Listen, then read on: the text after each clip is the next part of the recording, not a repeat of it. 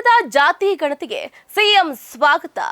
ರಾಹುಲ್ಗೆ ನೀಡಿದ ಸೂಚನೆ ಏನು ಗೊತ್ತಾ?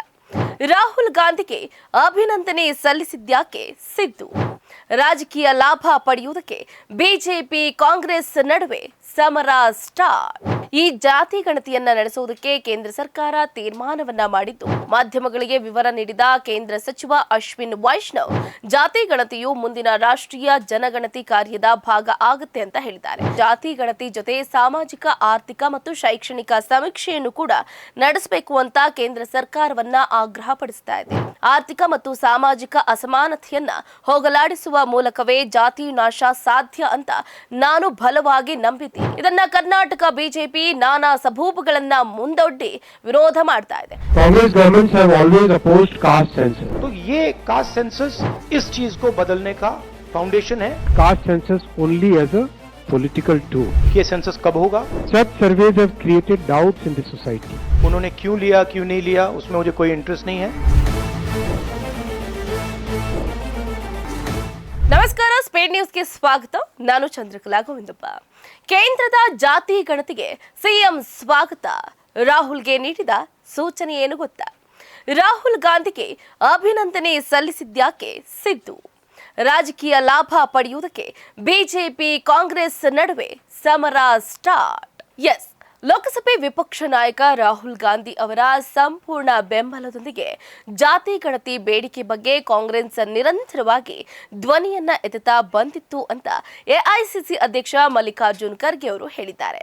ಮುಂದಿನ ದಶಕದ ಜಾತಿ ಗಣತಿಯೊಂದಿಗೆ ಈ ಜಾತಿ ಗಣತಿಯನ್ನ ನಡೆಸುವುದಕ್ಕೆ ಕೇಂದ್ರ ಸರ್ಕಾರ ತೀರ್ಮಾನವನ್ನ ಮಾಡಿದ್ದು, ಜಾತಿ ಗಣತಿಯ ರಾಜಕೀಯ ಲಾಭವನ್ನ ಪಡೆಯುವುದಕ್ಕೆ ಬಿಜೆಪಿ ಹಾಗೆ ಕಾಂಗ್ರೆಸ್ ನಡುವೆ ಈಗ ತಾನೇ ಸಮರ ಆರಂಭ ಆಗಿದೆ.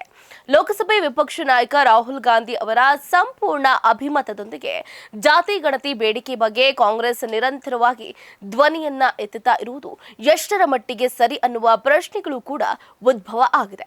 ಆದರೆ ಕಾಂಗ್ರೆಸ್ ಸಮರ್ಥನೆಯೊಂದಿಗೆ ರಾಹುಲ್ ಗಾಂಧಿ ಜಾತಿ ಗಣತಿ ಕ್ರೆಡಿಟ್ ತೆಗೆದುಕೊಳ್ಳುವುದನ್ನ ನಿಲ್ಲಿಸಬೇಕು ಅಂತ ಬಿಜೆಪಿ ಇತ್ತ ಒತ್ತಾಯವನ್ನ ಮಾಡಿದೆ. ಕೇಂದ್ರ ಗೃಹ ಸಚಿವ ಅಮಿತ್ ಶಾ ಅವರು ಸೆಪ್ಟೆಂಬರ್ 18, 2024ರಂದೇ ಜಾತಿ ಗಣತಿಯ ಸುಳಿವನ್ನ ಕೊಟ್ಟಿದ್ರು ಅಂತ ಬಿಜೆಪಿ ಐಟಿ ವಿಭಾಗದ ಮುಖ್ಯಸ್ಥ ಅಮಿತ್ ಮಾಳವಿಯಾ ಸುದ್ದಿಯೊಂದನ್ನು ಸಾಮಾಜಿಕ ಜಾಲತಾಣ ಎಕ್ಸ್ನಲ್ಲಿ ಹಂಚಿಕೊಂಡಿದ್ದಾರೆ.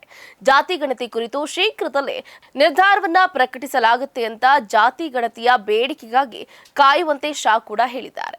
ಯುಪಿಎ ಸರ್ಕಾರ ಅಧಿಕಾರದಲ್ಲಿ ಇದ್ದಾಗ ಸಾಮಾಜಿಕ, ಆರ್ಥಿಕ ಮತ್ತು ಜಾತಿ ಗಣತಿಯ ಭಾಗವಾಗಿ 2011ರಲ್ಲಿ ಜಾತಿ ಡೇಟಾವನ್ನ ಬಿಡುಗಡೆ ಮಾಡುವುದಕ್ಕೆ ಕಾಂಗ್ರೆಸ್ ನೇತೃತ್ವದ ಸರ್ಕಾರ ವಿಫಲ ಆಗಿತ್ತು. ಅದ್ಯಾಗೋ ಬಿಜೆಪಿ ಮತ್ತು ಪ್ರಧಾನಿ ನರೇಂದ್ರ ಮೋದಿ ಅವರು ನಿಜವಾಗಿಯೂ ಸಾಮಾಜಿಕ ನ್ಯಾಯದ ನಿಲುವನ್ನ ಎತ್ತಿ ಹಿಡಿದಿದ್ದಾರೆ ಮತ್ತು ಈ ಕ್ರಮವು ಸರಿಯಾದ ದಿಕ್ಕಿನಲ್ಲಿ ಒಂದು ಹೆಜ್ಜೆಯಾಗಿದೆ ಅಂತ ಮಾಳವಿಯಾ ಹೆಮ್ಮೆಯಿಂದ ಹೇಳಿಕೊಂಡಿದ್ದಾರೆ. ಜಾತಿ ಗಣತಿಯು ಮುಂದಿನ ರಾಷ್ಟ್ರೀಯ ಜನಗಣತಿಯ ಕಾರ್ಯದ ಭಾಗ ಆಗುತ್ತೆ ಅಂತ ಈಗಾಗಲೇ ಎಲ್ಲೆಡೆ ಪಸರಿಸ್ತಾ ಇದೆ. ಈ ಸಂದರ್ಭದಲ್ಲಿ ಕೇಂದ್ರದ ನಿರ್ಧಾರವನ್ನ ಸ್ವಾಗತಿಸಿದ ಸಿಎಂ ಸಿದ್ದರಾಮಯ್ಯ ರಾಹುಲ್ ಗಾಂಧಿ ಅವರನ್ನ ಅಭಿನಂದಿಸಿದ್ದಾರೆ. ಕರ್ನಾಟಕದಲ್ಲಿ ಜಾತಿ ಗಣತಿ ಕುರಿತು ಗೊಂದಲಗಳು, ಆರೋಪ ಹಾಗೆ ಪ್ರತ್ಯಾರೋಪಗಳು ನಡೀತಾನೆ ಇರುತ್ತೆ. ಇದರ ನಡುವೆ ಏತನ್ಮಧ್ಯೆ ಕೇಂದ್ರ ಸರ್ಕಾರ ಜಾತಿ ಗಣತಿ ಜೊತೆಗೆ ಜನಗಣತಿ ಮಾಡುವುದಾಗಿ ಕೂಡ ಘೋಷಣೆಯನ್ನು ಮಾಡಿದ್ದಾರೆ. ಮಾಧ್ಯಮಗಳಿಗೆ ವಿವರ ನೀಡಿದ ಕೇಂದ್ರ ಸಚಿವ ಅಶ್ವಿನ್ ವೈಷ್ಣವ್, ಜಾತಿ ಗಣತಿಯು ಮುಂದಿನ ರಾಷ್ಟ್ರೀಯ ಜನಗಣತಿ ಕಾರ್ಯದ ಭಾಗ ಆಗುತ್ತೆ ಅಂತ ಹೇಳಿದ್ದಾರೆ. ಈ ಸಂದರ್ಭದಲ್ಲಿ ಕೇಂದ್ರದ ನಿರ್ಧಾರವನ್ನ ಸ್ವಾಗತಿಸಿದಂತಹ ಮುಖ್ಯಮಂತ್ರಿ ಸಿದ್ದರಾಮಯ್ಯ ರಾಹುಲ್ ಗಾಂಧಿ ಅವರನ್ನ ಅಭಿನಂದಿಸಿದ್ದಾರೆ.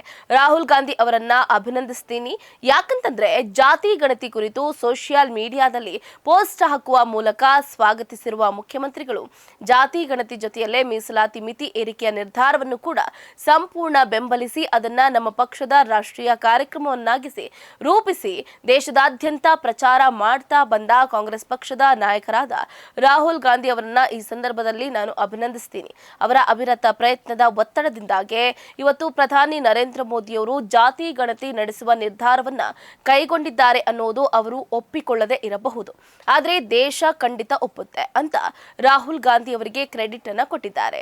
ಆರ್ಥಿಕ ಸಾಮಾಜಿಕ ಸಮೀಕ್ಷೆ ಮಾಡಬೇಕು. ಜನಗಣತಿ ಜೊತೆಯಲ್ಲಿ ಜಾತಿ ಗಣತಿಯನ್ನು ಕೂಡ ನಡೆಸುವ ಕೇಂದ್ರ ಬಿಜೆಪಿ ಸರ್ಕಾರದ ತೀರ್ಮಾನವನ್ನ ನಮ್ಮ ಸರ್ಕಾರ ಹೃತ್ಪೂರ್ವಕವಾಗಿ ಸ್ವಾಗತಿಸಿದೆ. ಇದೇ ಸಂದರ್ಭದಲ್ಲಿ ಜಾತಿ ಗಣತಿ ಜೊತೆ ಸಾಮಾಜಿಕ, ಆರ್ಥಿಕ ಮತ್ತು ಶೈಕ್ಷಣಿಕ ಸಮೀಕ್ಷೆಯನ್ನು ಕೂಡ ನಡೆಸಬೇಕು ಅಂತ ಕೇಂದ್ರ ಸರ್ಕಾರವನ್ನ ಆಗ್ರಹಪಡಿಸ್ತಾ ಇದ್ದೀನಿ. ಕರ್ನಾಟಕದಲ್ಲಿ ನಾವು ಕೇವಲ ಜಾತಿ ಗಣತಿ ನಡೆಸದೆ ಅದರ ಜೊತೆ ಸಾಮಾಜಿಕ, ಆರ್ಥಿಕ ಮತ್ತು ಶೈಕ್ಷಣಿಕ ಸ್ಥಿತಿಗತಿಗಳ ಸಮೀಕ್ಷೆಯನ್ನ ನಡೆಸಿದ್ದೀವಿ. ಈ ದತ್ತಾಂಶಗಳ ಆಧಾರದಲ್ಲಿ ಈಗಿನ ಮೀಸಲಾತಿ ನೀತಿಯನ್ನ ಪರಿಷ್ಕರಿಸಿ ಅದರ ಮಿತಿಯನ್ನ ಹೆಚ್ಚಿಸುವ ಪ್ರಯತ್ನ ಕೂಡ ನಡೆದಿದೆ. ಜಾತಿ ಗಣತಿಯ ಜೊತೆಯಲ್ಲಿ ಈ ಪ್ರಕ್ರಿಯೆಯನ್ನ ಕೂಡ ಕೇಂದ್ರ ಸರ್ಕಾರ ಪೂರ್ಣಗೊಳಿಸಿದೆ ಅಂತ ನಂಬಿದ್ದೀನಿ. ವೈಜ್ಞಾನಿಕವಾದ ಮೀಸಲಾತಿ ನೀತಿಯನ್ನ ರೂಪಿಸೋದೇ ಜಾತಿ ಆಧಾರಿತ ಸಾಮಾಜಿಕ, ಆರ್ಥಿಕ ಮತ್ತು ಶೈಕ್ಷಣಿಕ ಸಮೀಕ್ಷೆಯ ಮೂಲ ಉದ್ದೇಶವಾಗಿದೆ. ಪ್ರತಿ ಬಾರಿ ಮೀಸಲಾತಿಗೆ ಸಂಬಂಧಿಸಿದ ಪ್ರಕರಣಗಳು ವಿಚಾರಣೆಗೆ ಬಂದಾಗಲೆಲ್ಲ ಸುಪ್ರೀಂ ಕೋರ್ಟ್ ಇಂತಹದ್ದೊಂದು ಸಮೀಕ್ಷೆ ನಡೆಸುವ ಅಗತ್ಯವನ್ನ ಒತ್ತಿ ಹೇಳ್ತಾ ಬಂದಿದೆ. ಇದು ಕೇಂದ್ರ ಸರ್ಕಾರ ಗಮನಿಸಲೇಬೇಕಾಗಿದೆ. ನಾನು ಧರ್ಮಸಿಂಗ ಸರ್ಕಾರದಲ್ಲಿ ಉಪಮುಖ್ಯಮಂತ್ರಿ ಆಗಿದ್ದಾಗ ಕಾಲದಲ್ಲಿಯೇ ಶಾಶ್ವತ ಹಿಂದುಳಿದ ವರ್ಗಗಳ ಆಯೋಗವನ್ನ ರಚಿಸಿ ಜಾತಿಯ ಜೊತೆಯಲ್ಲಿ ಸಾಮಾಜಿಕ, ಆರ್ಥಿಕ ಮತ್ತು ಶೈಕ್ಷಣಿಕ ಸಮೀಕ್ಷೆ ನಡೆಸುವ ತೀರ್ಮಾನವನ್ನ ಕೈಗೊಂಡಿದ್ದೆ.